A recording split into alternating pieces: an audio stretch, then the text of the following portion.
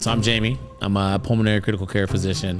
What was the biggest misinformation that during the COVID pandemic that kind of comes to your head?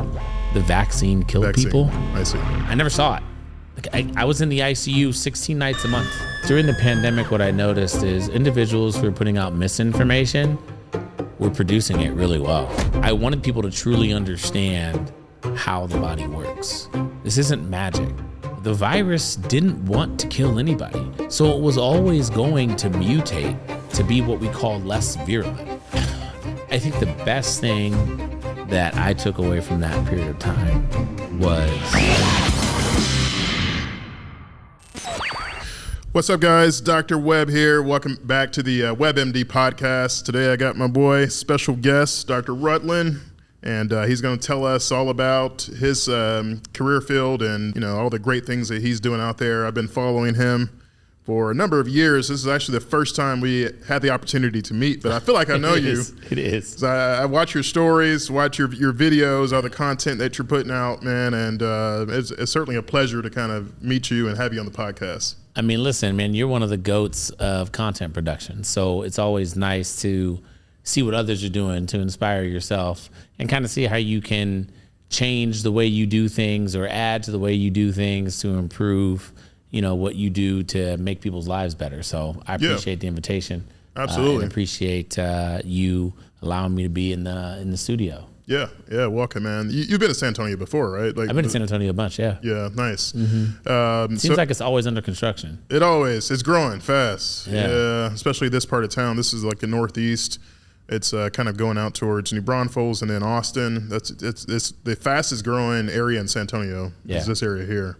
So. And you live out this direction, or you live more towards San Antonio? I live, where I live. But I live in San Antonio. Yeah. You're trying to get my address out there, my location. I say out this direction. Yeah. I didn't say location. No, I live in kind of North San Antonio. North San Antonio, okay. Yeah. All right. Yeah. But for the people out there that may not know who you are, you have all these accolades. Maybe let them kind of just give them a brief introduction of who you are. So I'm Jamie. I'm a pulmonary critical care physician. I have 3 boards: internal medicine, pulmonary medicine, critical care medicine. I practice in Southern California, mainly in Newport Beach. I have my office there.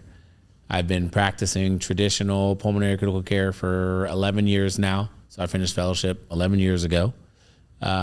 We all know this. Everybody goes through college, medical school for 4, residency, mine was 3, and fellowship, mine was 3, and then started clinical practice on my own. I'm in private practice, but I always wanted to stay academic. So the way that I bridged that was by doing a lot of academic lectures for the pharmaceutical and med device industry so I could teach disease state. And then all of that kind of snowballed into a little bit of a production career where I participate in a lot of medical television production with writing, making commercials, making a lot of different educational content for a lot of different companies and for my podcast, the Health Exchange Podcast, and YouTube channel Medicine Deconstructed, which is under some construction and changing. But the podcast is going well. So that's kind of like a quick introduction. I got a wife and 2 kids who are very public as well. So. Yeah, nice. I've seen you on TV a few times. Was it like one of the cigarette commercials? Is that it? You mean no? I'm on one of the commercials that's still going right now is this commercial I did for an air purifier called the Air Doctor. Okay. Yeah. So that one's still going on right now. Got you. Yeah. So you're in private practice, but you it seems like you have the best of both worlds, because in private practice, I don't get the opportunity to, there's some residents and students that come over, but it seems like you do a lot of teaching. And that's one thing that I really admire about you, and something that I just noticed about you over the years, that you love to teach. And then you constantly educate yourself. And that really inspired me to just keep studying, even though I got to this point in practice as an attending, like learning, it never ends, but you're constantly learning. And I really admire that about you. When I was in medical school and I was thinking about the specialty that I was going to do, now everybody knows when you're in medical school, and it doesn't matter what anybody tells you, this is the absolute truth. When you take your step 1 boards, your step 1 board's number can basically dictate to you what you're going to end up doing as a career. Like 90% of the time, it gives you kind of these options. The higher scores, they tend to do the derm, ortho, ENT. That's kind of what they do, right? When they get those really high step scores. The middle scores, they have an opportunity to do those subspecialties, but they better be really, really good, really, really prominent in their school, and the program where they are doing their medical school better love them. And then the people who get the lower scores end up doing I don't know what. So I was like in the middle of the road, and I was deciding, all right, what do I want to do? And in my head, I had general surgery, and I wanted to go into endocrine surgery. And I had urology in my head for a few seconds, but that was too simple for me. And then I had internal medicine, and then go into either cardiology or pulmonary and critical care. So this is kind of where my mind was. In that, when I thought about pulmonary critical care, I thought about, all right, if I do pulmonary critical care, I have imaging, I have histology that I have to understand. I have immunology that I have to understand. And because of the intensive care unit, I still have to understand all of the other organs. And if I do those things, what it gave me was opportunity to teach on many different subjects. And since I was in college, when I started tutoring in college, like I knew that whatever it is I was going to do with my life, education, me providing it and me obtaining it was going to be one of my themes. And so that's kind of where it grew from. Yeah. And then, so you started your own practice a few years ago. Yeah. Congratulations on that. That's certainly not a small undertaking. What kind of prompted that? I mean, you working for a hospital for a few years? So when I finished fellowship, and I was interviewing, I wanted to come back to California for sure. If I wasn't going to stay at KU Med, and KU Med never really offered me a job then. So I was like, all right, I'm gonna go back to California. I wanted to go to San Francisco. My wife was like, I wanted to be near a warm weather beach. So we ended up interviewing in Southern California. I took a job at a big private practice pulmonary critical care group called Pacific Pulmonary Medical Group. Great practice, great guy. Ahmed El-Bashari is the one who hired me, brought me over. The hospital where I worked was a big HCA hospital, and it was really, really busy, extremely busy. So I really got to become great at critical care, and I didn't give a shit about the work. I was there all the time. There was one time where I got there on Monday, and the night ICU guy couldn't come in, so I didn't go home again until Friday. And my wife was cool with that, right? I just called my wife. I said, hey, babe, like, I'm going to be here. Like, he can't come in. And she was cool. And she knew. You stayed the whole week? I stayed the whole week. Yeah. I stayed there the whole week. And I had no issue with that. Like, I wasn't complaining. I never once complained about being in the hospital and working hours. That was what we did, right? It's just what we did. Whatever people want to say about being tired and sleepy and how it's unsafe, like whatever. Like, it's called resident for a reason. And when you're young in your career, these are the things that you do, because what it gives you is it gives you the experience of dealing with people at all kinds of times and dealing with disease at all sorts of the day, because you have to be able to do that in like real life. Yep. You know, and so I did that, and it was great, but I felt like I was building a practice for him. And I felt like my dedication to his practice was helping him more than it was helping myself. Right. And this isn't a selfish thing. It was just like, all right, that was one. The second thing was I really liked to teach. And by that time, about 3 years in, when I started doing a lot of consulting for pharma and med device and did more consulting for continuing medical education companies, they were asking me to do more. And I couldn't, because I had this private practice responsibility of being in clinic, being in the ICU, all that. So in September of 2019, I was like, I'm leaving.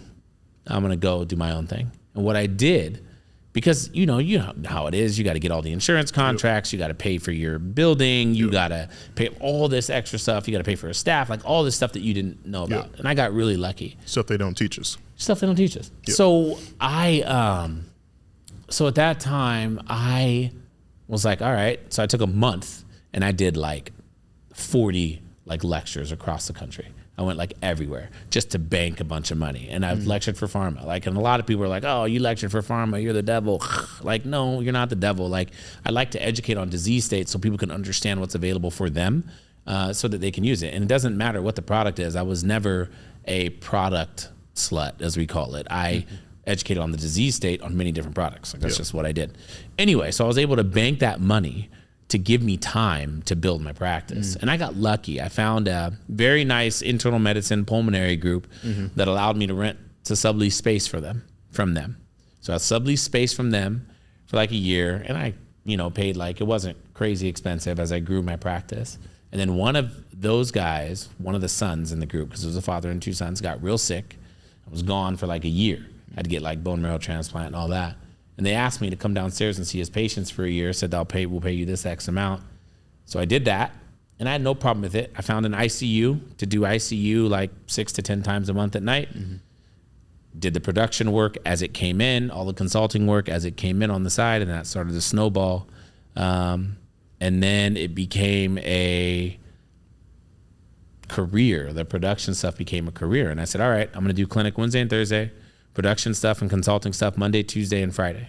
And then the traveling to different countries and teaching and educating, I would just fit in. And I'd be able to say, hey, I'm not going to come in this week. I got to go to, Hong Kong, or I got to go to Australia, whatever it is. So that's kind of how it all evolved, I guess. Yeah, and how much do you think social media kind of played a role? Because I would imagine it played a huge role, just because, as a physician, if I'm not on social media, I'm just here in San Antonio, nobody really may know who I am. But how much do you think that played a role? Interesting question. So I left my practice that I was in and started my own thing really before social media became like, I guess, big for me. And I don't consider it a big thing, right? I think social media is something I did. It wasn't something that I wanted to be defined by, because I always felt like I was a teacher, educator, physician. I didn't like the word, and still don't like the word influencer. I think that word it cheapens everything that I've done, right? I mean, I just feel like if my 10-year-old wanted to be an influencer, she could get online and she can do it. But not everybody can be a doctor. Not everybody can go through college, medical school, residency, fellowship, practice. So I just felt like it cheapened me. So I didn't like that word. So when I left the big practice, I didn't have like a big social media following. I might have had, I don't know, maybe 10,000 or something like that followers at the time. So I left, and the pandemic started. Yeah. And if you know anything about me, and you've been to any of my social media, you know that I like to talk about immunology as it pertains to the lung. That's what I do. Autoimmune lung disease, allergic lung disease, immunodeficiencies.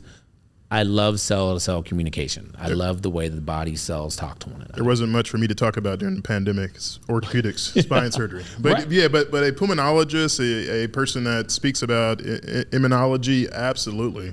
And that's what happened. So like, I just started talking about it like I would talk about any disease state every day on my stories, and then it started to get attention. And that's really when social media grew. And that's kind of when I understood the power of it. Yeah. And I also understood that as I was practicing live, right, communicating live, it was helping me communicate in my lectures. It was helping me when I had to go to this physician's office or that physician's office, just putting myself on the spot, sort of answering questions as they came in, or talking about what was going on with SARS-CoV-2 at the time. All of that really trained me, and it made me a better teacher. It made me better at consulting. It made me better at making commercials and making content for companies. Yeah, and then during the COVID pandemic, where there were a lot of kind of unknowns, like you were probably one of the people that I was kind of getting information from. There's a lot of people that are putting out information that was not really, I wasn't sure if I could trust those people. Or a lot of people felt like they just couldn't trust information that they found online. But I think listening to you and kind of medications that you were maybe taking or things that you were doing is really helpful during the pandemic. I thought it was important because during the pandemic, what I noticed is individuals who were putting out misinformation were producing it really well. Like it looked beautiful. Yeah. It was great. Like it was really beautiful. And I felt like, wow, we're putting out the people who knew the stuff were putting out crap. Like, it didn't look great. We were in hoodies and it was a grainy video, and the people who were promoting misinformation, it was like this, beautifully produced. And I was like, okay, I got to be better about production, because I wanted people to truly understand how the body works. This isn't magic, right? There's nothing magical about it. It really is science and based in fact. And I wanted people to understand that. And I came to the conclusion that if people weren't going to agree with it, they didn't have to. Okay, that's okay. You don't have to agree with it. But this is what happens. And this is why antibiotics work. This is why antivirals work. This is why certain medications work. It's because of the cell communication that's taking place in your body, and we're just manipulating that in a way that makes you feel better. Yeah, what was the biggest misinformation that during the COVID pandemic that kind of comes to your head? The vaccine killed people. I see. I never saw it. I was in the ICU 16 nights a month. I saw hundreds of people die from SARS-CoV-2 infection. I never once saw a person die because they just had the vaccine. That just didn't happen. And so, people would say this argument, oh, well, that's because they would just drop dead. Like, relax. Like, that didn't really happen, right? So it was just one of those things. And I get it. I understand the concern, and I am armed with being able to answer those questions. But those kinds of things were, to me, just fascinating. And I started to see how these physicians who had worked so hard to get to where they were just get crunched on and stepped on by individuals that had no business, no training, no scientific background to be able to really converse with those professionals. It was really interesting time. And again, you see what it's doing now. Like, it's grown significantly, and it's an issue. During the pandemic, you put out a lot of information, and then you had like companies, like from different pharmaceutical companies, kind of reach out to you, and that's kind of how you kind of grew from there. Yeah.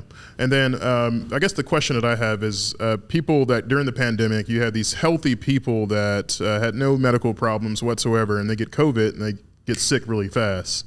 And then you had other people that may have gotten COVID, didn't really bother them as much, or may not, they didn't have any symptoms. What did you kind of pick up from that, and what are your thoughts about that? So when you look at the body, you look at the human body, right? And there's a bunch of cells that are all sitting next to each other. And what people don't understand, and even physicians for that matter, people say that microorganisms like bacteria, viruses, fungi, they cause disease. It's kind of half true. It's your immune system's response to that microorganism that actually causes disease. And so that is all based on genetics. And when I talk about your immune system, I'm talking about white blood cells, neutrophils, macrophages, T cells, B cells, natural killer T cells, eosinophils, basophils, mast cells. Like, there's so many different types of white blood cells.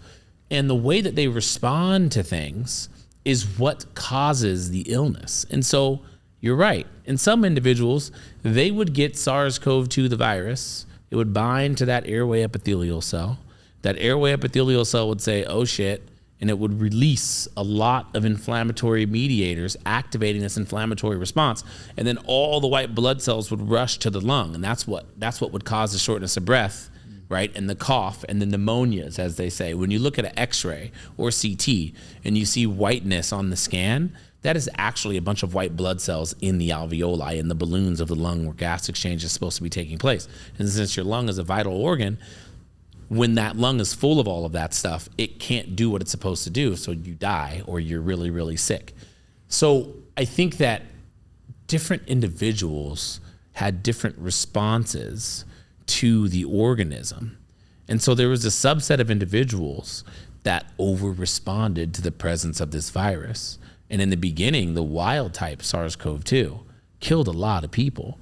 But as I said then, I'm going to say it again now, the virus didn't want to kill anybody because the virus needs us to survive. So it was always going to mutate to be what we call less virulent, right? It wasn't going to be more virulent. It was already killing people. But it doesn't mean that you don't protect those individuals with the vaccine or with antivirals, because you still want to protect people. But the difference really was just people's genetics and how they responded to the presence of that virus. Long COVID, is that such a thing? Is that a real thing?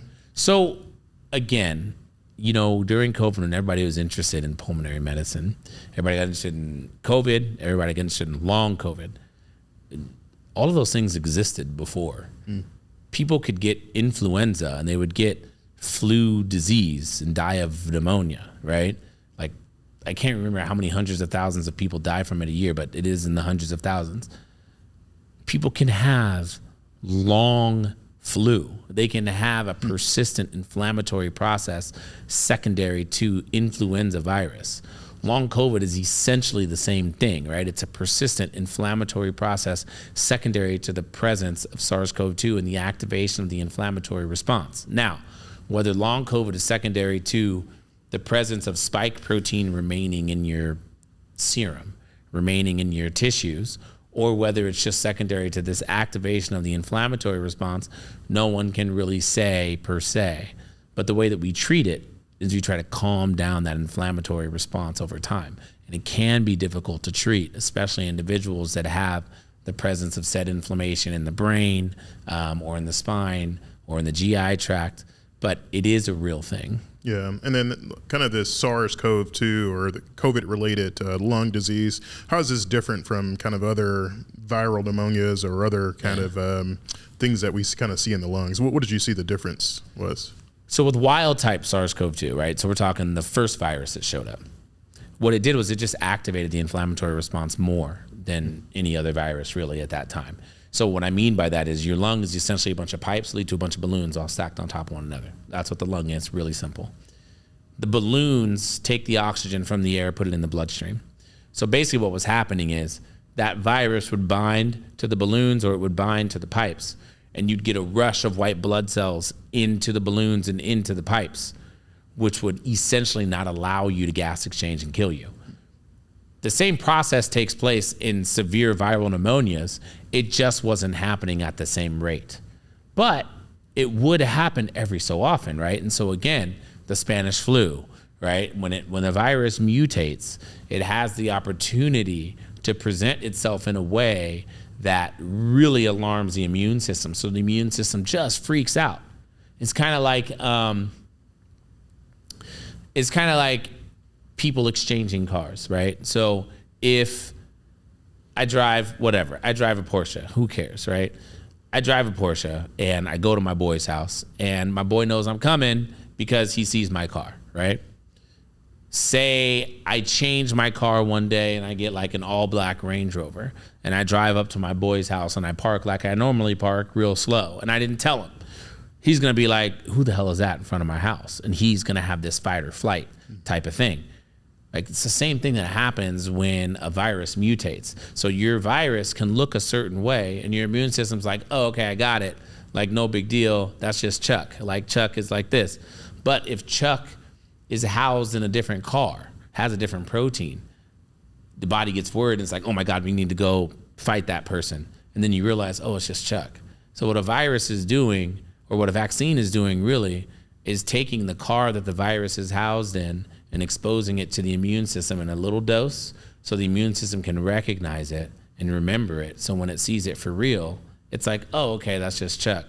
I know how to deal with this. I'm gonna calm down. I don't have that over response. Mm-hmm. Yeah. So, and a lot of other specialists like myself, maybe it's other physicians, during the pandemic, we were kind of at home. What was it like as a person that was on the front lines? What was that like? Very scary. Scary at first because when you have this disease and it's killing people in your ICU and you're watching people die every single day, and I've never really talked about it, but you're watching people die, and I'm good with that. Like, I can do that pretty well.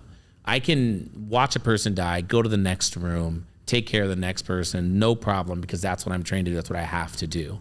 But during the pandemic, you had all these rooms dying all the time, every single day of your life, knowing that it doesn't matter what you threw at it, they were gonna die. And you had to have them communicate with their family through iPads, right?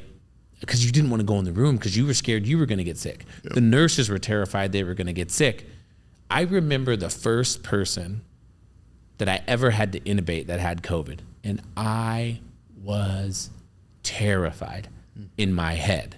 I didn't act like it because I was the ICU doctor on call, and it was midnight, and it was a 44-year-old, and it was a gentleman who was in, I know the bed, he was in bed 16, and we'd been battling with him all night, and they were like, Rutland, it's time. I was like, all right. So you go in there, you put the spacesuit on, right? And you're just terrified, like, are there any holes anywhere or whatever? And I remember intubating him, and I was like, I'm here, I'm putting in a central line, give me the line kit.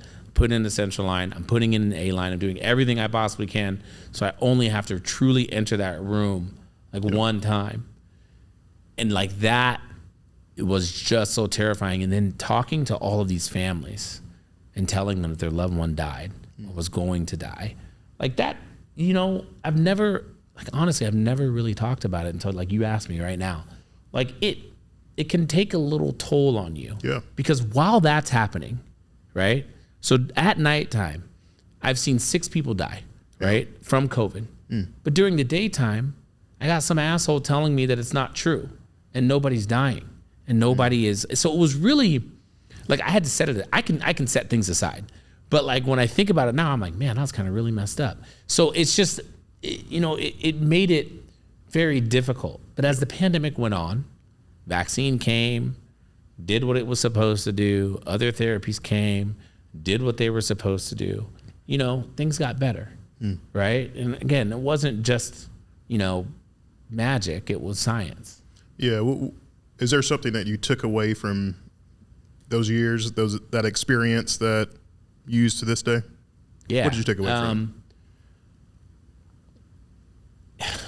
I think the best thing that I took away from that period of time was how fast medicine and science were evolving and obtaining the intensity to keep up with that evolution. Yeah. So always reading, always trying to understand how things are working. That's probably the biggest thing I took away from that. But the second thing I took away from that was just have joy at home. Like during the pandemic, probably the third or second best thing to ever happen to me in my life, besides, your wife and your kids and all of that, happened. It was March of 2020, and my little cousin, my grandma was a writer, wrote over 40 books. One of her books became a play, and my cousin was an actress and got to be an audition for the role of playing my grandmother in this book, in this play, because one of the books was loosely based on her family. So she played the role, she got the role, she got to play grandma. My whole family comes to Sacramento to watch the play. Pandemic starts.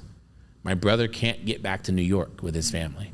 Calls me, says, hey, can we come to your house for a couple of weeks until this pandemic thing blows over? Because I had a bigger house and I could fit everybody. And I said, sure.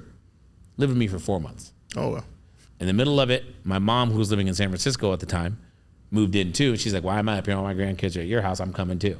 So I had my mom, my brother, his wife, his kid, who's 5 weeks apart from my youngest daughter, my oldest daughter, and my wife, all in one household. And I was working 16 shifts a month at night. Jeez. And I was, because I was trying to support everything. And I would come home, take off my scrubs, take a shower, and I would just enjoy the kids and my family. Yeah. And I left everything else at work. And I learned how to do that. Yeah. I suppose. Yeah, where did you get most of your information? I'm pretty sure, there were so many things going around. There's, studies kind of coming out kind of here and there, but where did you get most of your information in terms of like, hey, this patient's here dying? Like, you obviously use your education, your training, your experience, but was there a place that you got your information? Preprint journals were very nice. Okay. New England Journal of Medicine, My favorite journal is Nature, and then Science Journal, because they were publishing on SARS-CoV-2 all the time. So I would read every day on the immunology of the virus. Again, I had this foundation of immunology, which you guys all know. And I could understand what they were writing, and I would take that, what they were writing, apply the foundation that I knew, and then I would come up with a plan of care with how to deal with individuals that had severe disease or were infected and getting sicker. Because I would do things that like nobody else like were doing right earlier, and I actually got in trouble. I mean, I remember. Can you talk about that? Yeah, there was one patient. It was a 34-year-old guy. He was on 100% oxygen, and he was gonna die. And he was in the ICU, and I looked, and so for me, I'm an immunology guy, so I look for immunodeficiencies. Is there any reason for this guy to have a lower antibody level? He had a lower antibody level, so I gave him his antibodies back. You can give IVIG back. I gave him IVIG. And then I said, because he had a lot of inflammation, I said, forget it, I'm gonna give him a bunch of steroids because I know that I need to calm down this inflammatory response. So I did that. I gave him like 1,000 milligrams of prednisone, basically, methylpred a day for like 3 days. Wow. All right. His oxygen levels his oxygen requirements started to go back down. He lived. Third or fourth day in the hospital during that period, he got a Dulafoy, which is a little bleed from his GI tract, and his hemoglobin went to 8, went from 14 to 8, and he got transfused and all that. I get called to this stupid meeting, and they're like, you caused this GI bleed because you gave him so much steroid. And I said, did you see how much oxygen he was on when I started the steroid? They were like, well, he was on 100%. And I was like, did you see that we diagnosed an immunodeficiency and I gave him the IVIG because they were complaining about that too? And they were like, well, yeah. And I was like, where's the kid now? And I was like, I'm going to tell you where he is. I saw him in clinic yesterday and he is fine. The wife's pregnant. Like, he is back to normal. And I said, what I did was absolutely necessary for this kid to survive. And he did. And we did the right thing for this patient. The Dulafoy and the GI bleed, necessary evil. I'll deal with that. We gave him his blood back. He was fine. We're good. But it's just like when you have this understanding of things and when you're reading all these things, and I'm not a perfect physician by any stretch, but I did understand that. And so you just are able to apply it during pandemics and things like that. When you got nothing else, you're able to bring out sort of the artistry of medicine again. And it's less protocol and it's more like, how am I going to save this person's life? Which is why you did it in the first place. And, you know, I did really like that about the pandemic. If I had to say I had to like anything. What do you think the pandemic taught us about like lung health?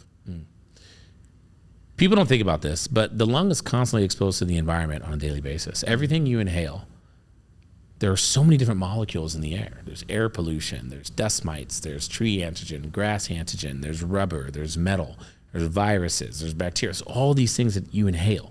So your epithelial cell layer, which lines the lung, the upper airway and the lower airway, is in constant contact with this environment. At any given point, they can activate the inflammatory response. If you look across the world, areas where lung disease is the worst are also the areas where air pollution is the worst. So you understand that your environment has a significant impact on your lung. Guys that are painting my house right now with no mask, I'm like, bro, you might want to wear a mask because of what you're inhaling can cause inflammation in your lung, can cause a hypersensitivity pneumonitis. So I think what we learned is your environment has a significant impact on your lung health and really on your survival and mortality. And then I guess back in the day, I used to hear about a lot of people smoking. These days we hear about vaping, a lot of people vaping.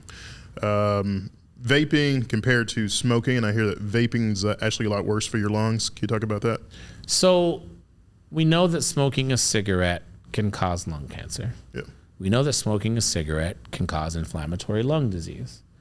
When you look at vaping, and vaping it has a battery, it has a piece of metal, a solvent, a heating element, right? So you are inhaling heated metal and you're inhaling different products that form based upon how hard you're inhaling from that vape pen, because the heat increases and can make many different products based on the flavors and everything and things like that.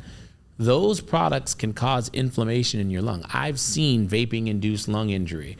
I've seen hypersensitivity pneumonitis, which is an increased amount of inflammation in your alveoli, in your lung tissue, secondary to an antigen that you inhale.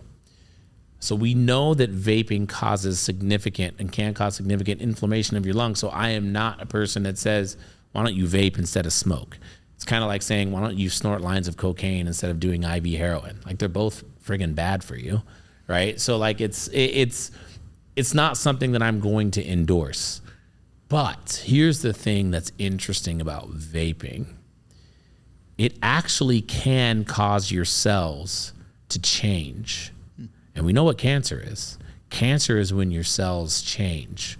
So we know that in a dish, it can cause your cells to change. And I think I wouldn't be surprised if in 10, 15, 20 years, somebody published a study and said, vaping causes cancer, right?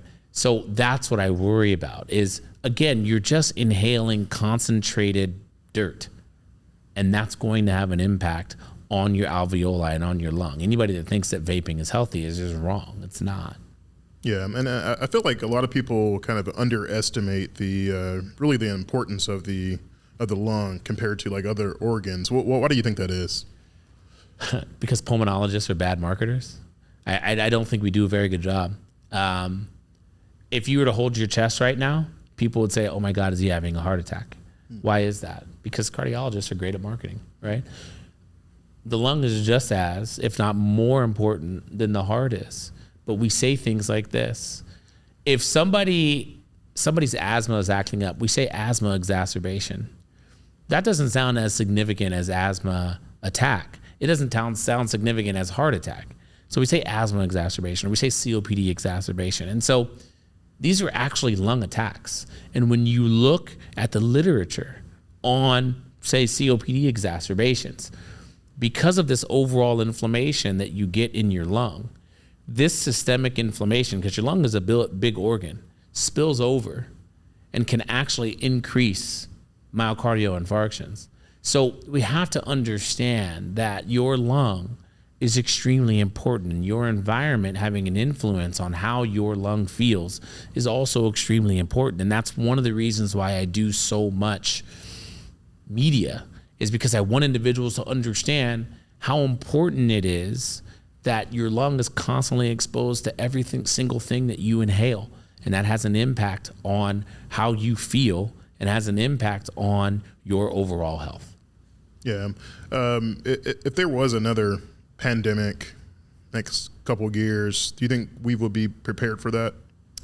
You know what's funny is there was a paper published in 2005 in the Infectious Disease Journal, one of their journals, I think IDSA, I can't remember exactly, that actually said the next pandemic is going to be a SARS-CoV pandemic. Really? Another one? Yeah, it's what it said in 2005, before the pandemic we just had in 2020. So I think that scientists and researchers have an idea of the organism that could cause a pandemic. I don't know if we'll be prepared for it because of society's view on viruses and vaccines and all of those things. So I worry about the hesitancy there, especially today with who's in charge of HHS. So that worries me if it were to happen. Yeah. Switching over to kind of your practice, in spine surgery, dealing with insurance companies with authorizations, denials, clawbacks, all those things. Do you guys see that in your field as well? So again, I'm an autoimmune and allergic kind of lung disease pulmonologist. Yeah. So I'm ordering sort of a lot of newer therapies in regards to how we treat connective tissue disease like rheumatoid arthritis or scleroderma or connective tissue disease, also all those things which can be related to lung disease. So yes, there are certain ways in which you have to write a note to be able to get drugs approved. There are certain diagnoses that you need. But because of my field and because of what I do know how to construct that note to be able to get things approved. But I do fight for certain approvals all the time. And that is very annoying because I get that if I'm fighting those things, that means I have to hire people to fight those things because I still got to see patients, right? And so that puts sort of, I mean, it's okay. It puts less money in my pocket because I got to hire somebody to deal with that. But then it becomes harder and harder to see patients that rely on their insurance to pay for their necessary medications. There are individuals that just pay cash for their medications and have those means, right? Which obviously are a lot easier to deal with. But in most instances, you got to go through prior authorizations and all of these things to get medications approved. And I'm equipped to do that, but it shouldn't be a commonplace. Yeah, do you think that's actually getting worse as kind of time goes on? Well, we know it's getting worse because we know insurance companies are hiring those individuals to be able to deny those claims. And then they have different medical directors that you got to call to be able to have these conversations to get your patients' medications. And we all know they have a script of what they're saying to you and what they want you to say to be able to get the insurance company to pay for their medicine. So, yeah, I think it's getting worse. Yeah. You've been doing this for, is it 11 years or so? Yeah. Is there a case that kind of stands out to you that like a patient or something maybe during the pandemic or even after the pandemic that it really stood out to you? What would you say? You know, there are a few patients that stand out. There was a patient like 8 years ago that I diagnosed with scleroderma lung. Scleroderma is an autoimmune condition that can affect your esophagus. It can affect your skin. It's kind of like fibrosis of the esophagus, of the skin. 67% of patients develop what's called interstitial lung disease, which is autoimmune inflammation and scarring of the lung. So it can kill you. And there was like a 6-year-old female that I was seeing, and I was trying to get her this new medication that was just approved for scleroderma lung. And it took forever, and she was just getting worse and worse and worse. Simultaneously, I had referred her to a transplant center, a lung transplant center, because she needed a lung transplant. And that was difficult. They wanted all these records and all this or that and the other. And I finally just called the guy and I was like, listen, this lady needs a lung transplant. I finally got her approved for the medication that she needed, nintedanib for scleroderma lung. Is probably going to be able to hold off this scarring for a little bit for you to have time. Anyways, she eventually got a lung transplant. She's doing great. She's fine. Wow. So, you know, yeah, do I have stories where patients didn't do well? Of course I do. But those stories people always tell. We have to tell the good stories where, yeah, you fought for this patient and it was annoying, but you were an advocate and you got this patient approved. And this patient is alive right now because they were not only an advocate for themselves, but you were an advocate for them as well. And I think that's important. It's important to tell those stories because that effort does work. So I think that we have to do a better job of that. Everything that's happening right now, right? And a lot of people talk about it. RFK and what he's doing and all the fake science that he's promoting. It doesn't matter. You can act however you need to act on behalf of your patient to make sure they get what they need. You don't have to talk about the barriers. You don't have to. Who cares? The barriers are there. I get it. You can act in such a way that your patient gets the care that they need. Yeah, it might require more effort, more energy on your part.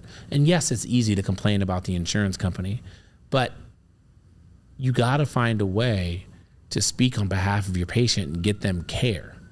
It doesn't matter what he says about vaccines and research and all of that. Just act in the way that you know how to act. Period. End of story. Like, I get on social media and everybody is, I don't want to say complaining, but everybody is talking about what they can't get done and what's frustrating them and why this guy is, you know, not a science guy. I don't care. I'm a science guy and I'm seeing the patient right here in front of me. He ain't seeing no patients.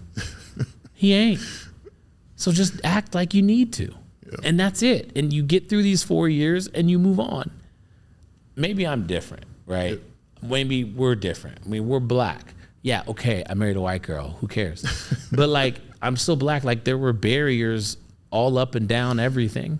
But I never looked at it as a barrier. Yeah. I was just like, I just got to go through that. I just got to get through it. I don't have time to complain about, oh, I can't do this and blah, blah, blah, blah. Like, it didn't matter. And that's how I look at this. I look at this the same way.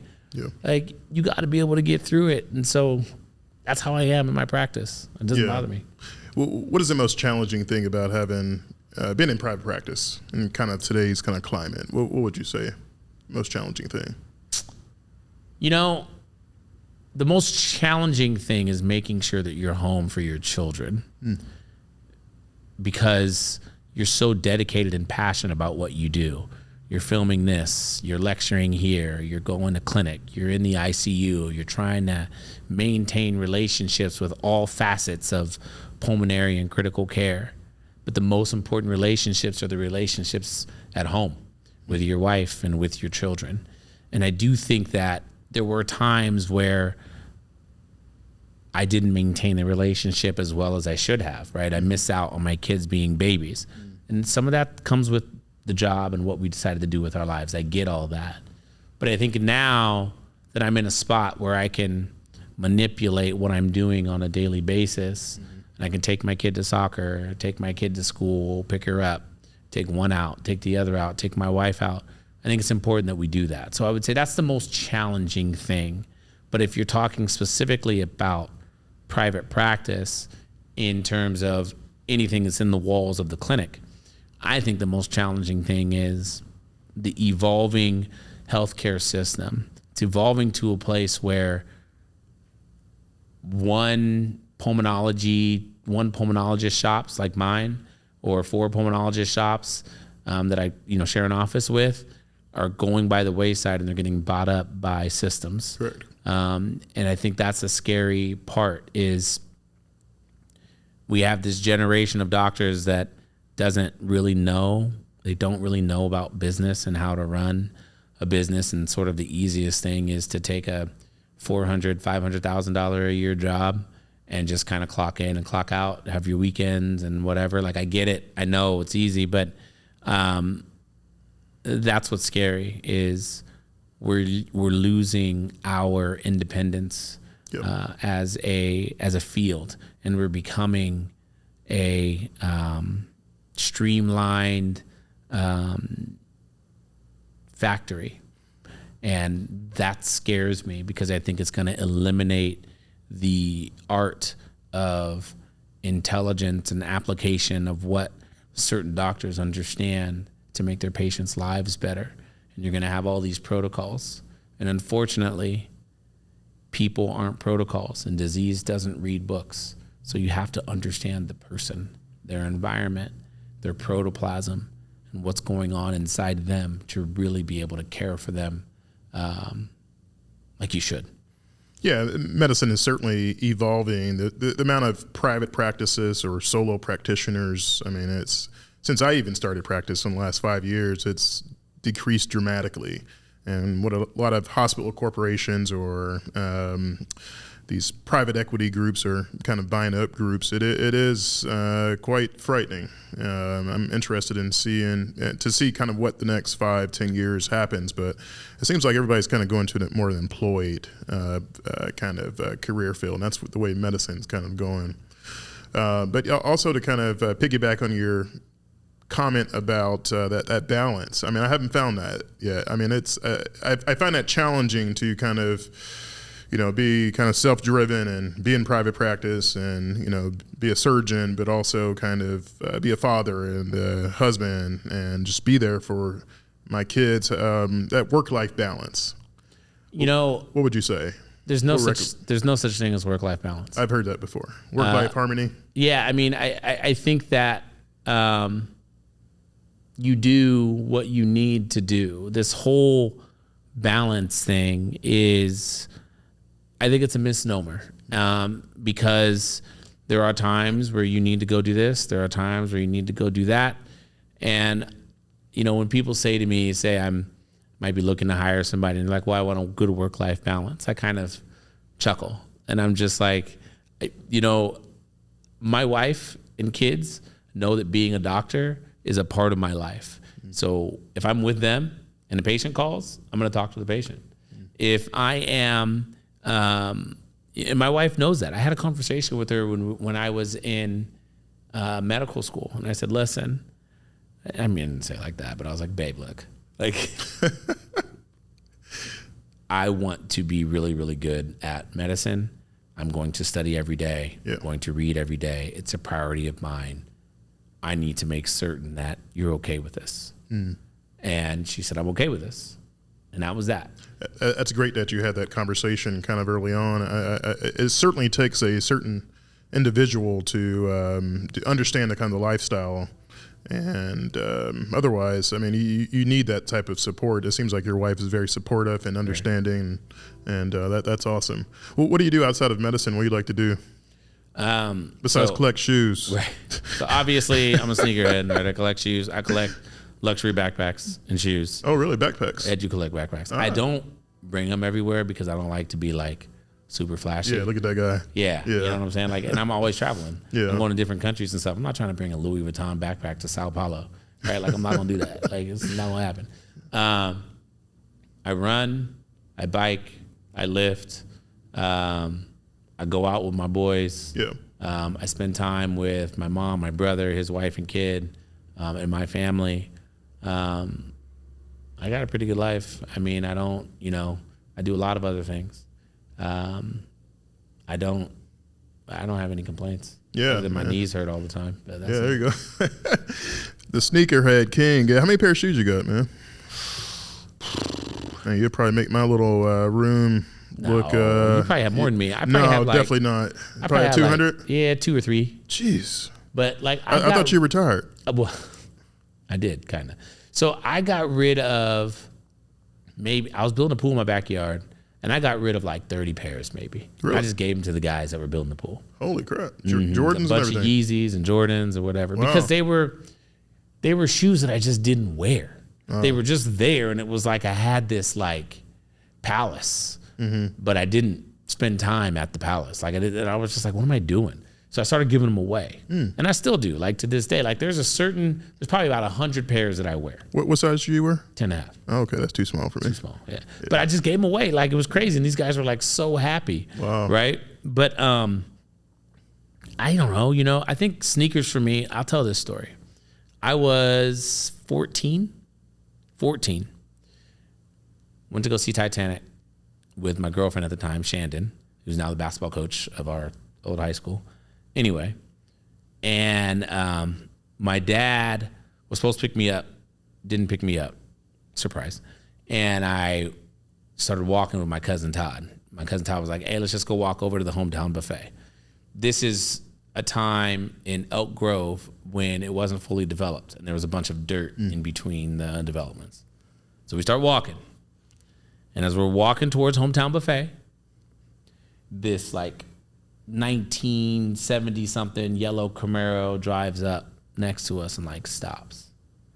And these guys get out of the car and they have guns in their hand. And they're pointing the guns at us and they want our shoes. Yeah. I had on the pennies, the new Foamposite pennies. They didn't take the pennies, did they? And my cousin had on the Air Max 95s, these red Air Max 95s. They took the pennies and the Air Max 95s at gunpoint. Yeah. I ended up running back to the movie theater, call the cops pick us up, take us home, and I didn't have any shoes. And I think my love of sneakers probably stems from that night when I went home like shoeless. Yeah, I thought you had a problem, man. Yeah. 300 pairs, 200 pairs. You have a couple of pairs from the surgeon? Yeah. Oh, I have a lot of pairs from the surgeon, probably like 10 or 11. Wow. Yeah. What's your favorite pair of shoes? What's your favorite pair? My favorite pair that I've ever done is I have these off-white Prestos. I'm going to show you a picture.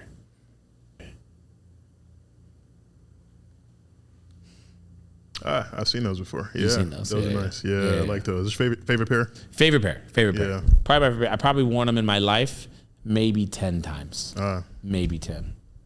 Yeah. But that's my favorite pair. I think The pairs that I wear most often are Jordan 1 lows, but usually it's like a custom one that I had done. Yeah. Either by the surgeon or by my guy in Australia. Yeah.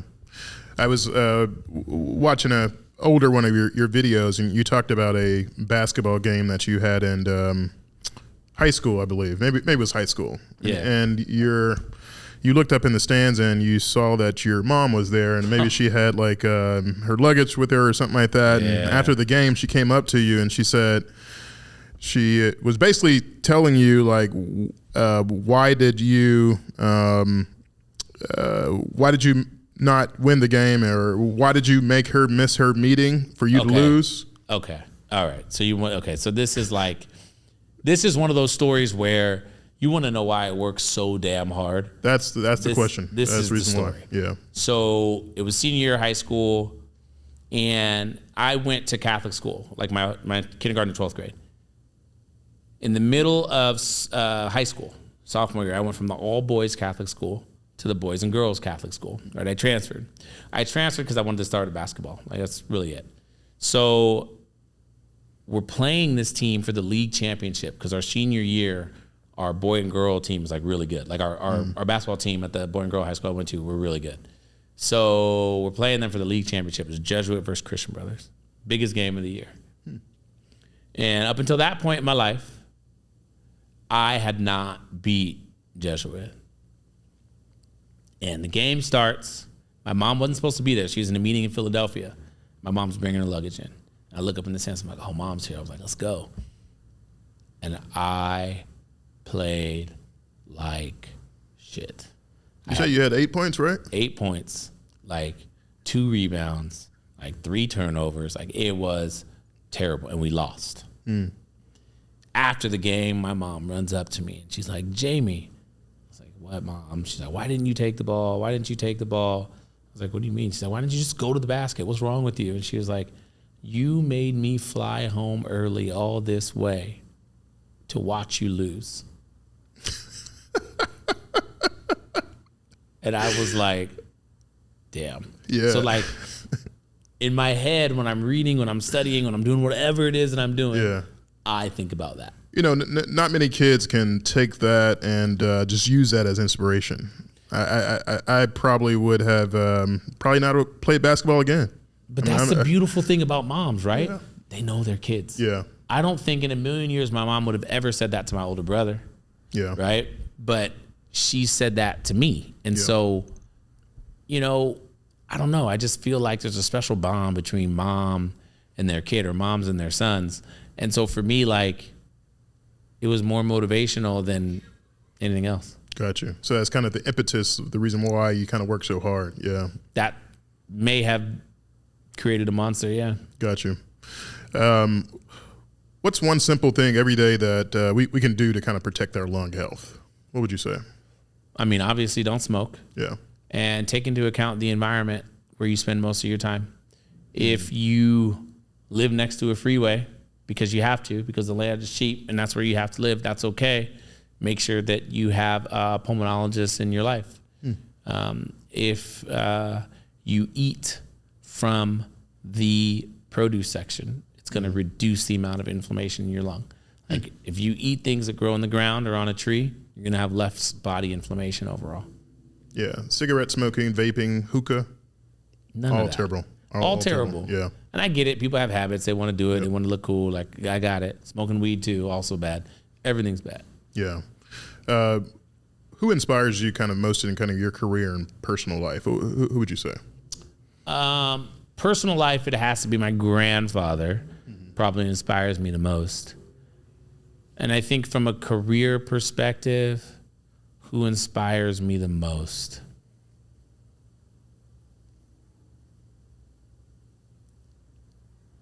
You know, I think I draw inspiration from individuals that don't stay in their box that was defined for them. Like you. Yeah. You are a spine surgeon, and you said, I'm not just going to be a spine surgeon. I'm going to do this digital thing. I'm going to do this YouTube thing, right? I'm going to do this production thing. That I get inspiration from individuals that are able to have many different aspects of their life contribute to what they do on a daily basis. I don't think there's one person I look up to and I'm like, oh, I want to be like Tyler Perry. Like, no, I want to be like Jamie Rutland, right? But I'll take aspects of what he does and apply it to my life. But, it's not like I draw inspiration from one single person. I think I draw inspiration from a lot of different people. Yeah. I have a lot of medical students as well as residents, fellows, young attendings that are listening to the podcast. What's the biggest kind of lesson that you would give to them that you've learned throughout your journey so far? I have this written down, so I'm going to read it. In my notes section, let's see here. Where is it? So I think now in this age of social media, one of the best things I've ever heard, two things. One, I don't care about your booze. I've seen what you people cheer for. If you want to conduct the orchestra, you got to turn your back to the audience. And the other one, success is something you attract. It's not something you pursue. So in other words, gain qualities that you think are going to be successful. Improve yourself, and success will come to you. You don't have to go get it. You need to go gain these qualities, right? And then understand that success is intoxicating, but to sustain it requires sobriety. So just make sure that you understand how you got there and keep doing that. All this stuff, like residents, medical students, fellows, look, being a doctor is hard, okay? You're going to be in the hospital all the time. You're going to be tired. It's okay. It's fine. Yes, there's a lack of sleep. It's okay. It's okay. It's fine. It is completely fine. You got to be able to take care of these individuals because you're the one that's there. And these people don't have anywhere else to go. So you just got to do it. You got to find it in your space to be able to accomplish it and do it. And we all know that one thank you can last you a lifetime. So that's what you're doing it for, right? Who cares if people are screaming and yelling and telling you you're doing wrong? That one thank you is coming, and you're going to get it, and it's going to last you a lifetime. So just know that. Yeah, that's some great advice. What's next for you? In terms of career? Anything. Well, what's next is I got to go speak in a couple hours. But in terms of my career, I think I'm going to be doing more things behind the camera than in front of the camera, because I'm going to look like this forever. But I want to be able to educate individuals in the way that they need it about their lung. What I notice, and I do over 300 lectures a year. I have it all marked down in my phone. And what I notice when I go to different physician offices is there's different levels of knowledge. And it's not because they don't want the knowledge. It's just because it's not easy for them to obtain in a way in which they want to obtain it. Yeah. I want to be able to create a career and a channel that allows physicians to learn about the lung easily. And I want them to be able to say, hey, can you come here and teach me? And I'll fly there and I'll teach them in person. Because some people need in person. Mm-hmm. Some people can watch a movie. Some people need both. Some people need a phone call. And I want to be able to provide that for those clinicians across the country, because lung health is very important. Asthma, COPD, cystic fibrosis, interstitial lung disease, all of these diseases can contribute to mortality. And a lot of these diseases are being ignored. And I want to be able to be that person that can inspire somebody to learn more about them. And so when I think of next, I think of doing that, not just digitally, but also taking into account my abilities to be able to communicate that message in person. So that's really what it's about for me. Yeah, keep doing your thing, man. You're such a source of inspiration for me, especially encourage me and kind of motivate me to kind of keep reading, educating myself, and putting myself out there in terms of helping others and also educating others. Where can people find you? So you can find me, obviously, on Instagram, Dr. J. Rutland, and you can find me at the Health Exchange Podcast on YouTube, on Instagram, Spotify, iHeart, Apple Podcasts, the Health Exchange. You guys can ask questions. I will answer those questions or attempt to answer those questions. If you want to be on the show, send me why you want to be on the show. We'll get you on the show. But that's where you can find me. Other than that, I'm probably on the soccer field watching my kids train. Gotcha. That's awesome, man. Yeah. Jamie, I appreciate it, man. Thanks for coming on the WebbMD podcast. It's a pleasure, man, an honor to kind of have you here and just hear about your expertise, especially just watching you kind of during the pandemic and everything that you've done. And man, I've seen your success, and it's very encouraging, man, especially just as, see someone of color leading the kind of the way in kind of pulmonology, immunology, and critical care, man. That's awesome. Thanks, man. I appreciate you having me. Been a pleasure. Yeah, no worries. Everyone else, thank you for watching the WebbMD podcast. Make sure you like, subscribe, and we'll see you in the next one. Take care.